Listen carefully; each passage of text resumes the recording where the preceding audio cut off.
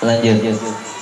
Wa syahadatuz zur, dan sumpah palsu. Jadi sumpah palsu yang mana disebutkan ya. Jadi orang-orang yang mau disiapkan untuk menyaksikan yang mana dia itu sebetulnya sama sekali nggak ada di tempat, dengan mengatakan demi Allah saya berada di tempat, saya menyaksikan bla bla bla bla, padahal dia udah dibayar. Nah itu dosa besar.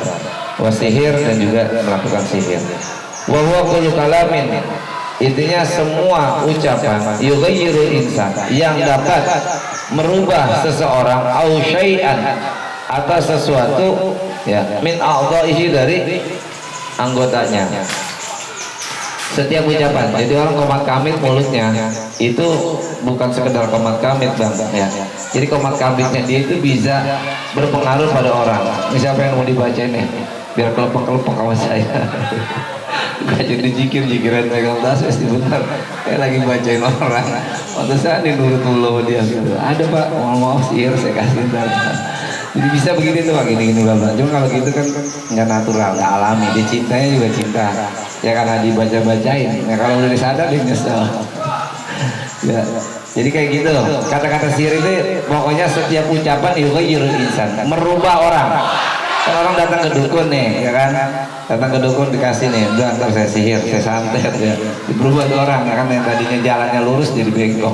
Yang ada penyakit apa, tahu-tahu sakit kaki dan sebagainya. Perutnya langsung kunjung. Nah itu perbuatan sihir ya. Wal yaminul ghamus, dan sumpah dan wal yamin ya sumpah palsu atau sumpah bohong ya, gomus. Apa itu sumpah palsu? Wa ya allati tubiru bi haqqan.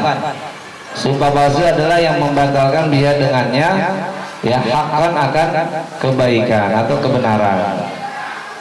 Yang benar mah dia sebenarnya itu misalkan jual beli ya, jual beli itu mah sebetulnya dia beli 3 kilo cuman 2,5 kilo ya.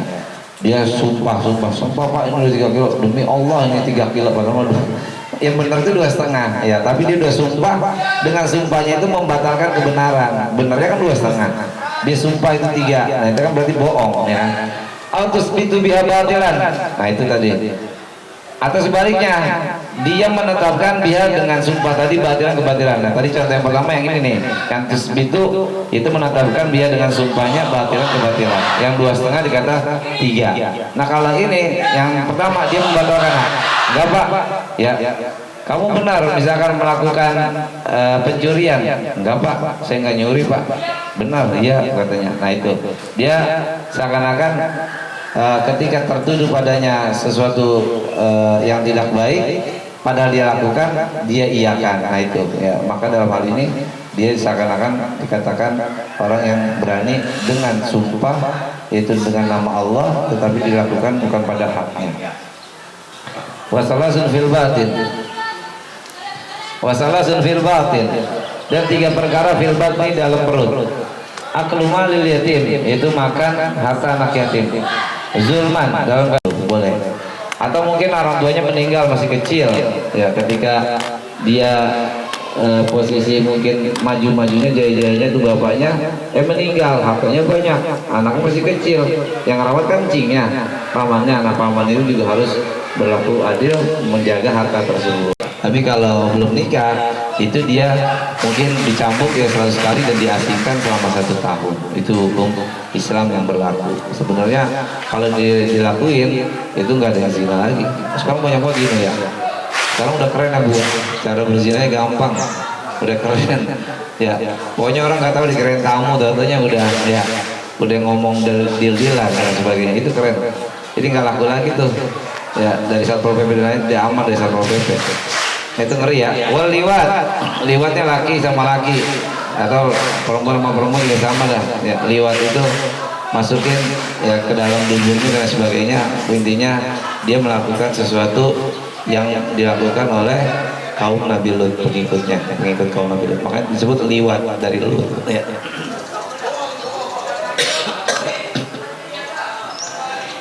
Termasuk kepada binatang juga sama ya. Binatang juga dia nafsu sama binatang, dimasukin binatangnya ya, itu nggak waras, itu juga sama dosa besar. Wasnatani fil yad, nanti dianjurkan kalau udah hubungin itu binatang-binatang itu harus dipotong ya, harus dibuang, jangan dibiarin hidup. Kalau dihidup lagi ntar dia bisa stres lagi. Wasnatani fil yad, dan dua perkara dosa besar fil yadi yang berhubungan dengan tangan. Apa itu yang berhubungan dengan tangan? Al-qatl, yaitu membunuh. Dengan seenaknya aja membunuh. Membunuh kan bisa kategori amat, syibr hamat sama khata ya. Jadi amat, syibr hamat sama khata. Gairu amat. Jadi amat sengaja ambil pisau tusuk itu sengaja. Syibr amat dia itu enggak sengaja. Dia ngelempar pisang. Ya. Lempar pisang biasanya mah orang ke ini doang nggak jadi masalah, lempar pisang ya. Tapi dengan dia lempar pisang akhirnya dia kepleset, dijatuh mati. Dari situ gara-gara dia dianggap syibr amat, sengaja. Atau dia bikin galian mau bikin sumur. Orang kan sering mati kalau di WA gitu. Ya kayak nggak usah gitu ya. Kayak belum lama juga tuh hati-hati anak-anak anak kecil ya. Jadi orang tuanya nurunin anak masih setengah ngantuk kali ya. Ditaruhin dong gitu, ditaruh di pinggir mobil, dia kan baru turun. Nah, supirnya nggak tahu siapa, apa lakinya gitu ya. Dia nggak tahu. Nah itu anak ternyata masih puyeng-puyeng dijatuh ke ban belakang, dilindas sama bapaknya. Itu juga sama syibr amat kategorinya. Ya. Padahal dia biasanya emang ya kayak kelindas.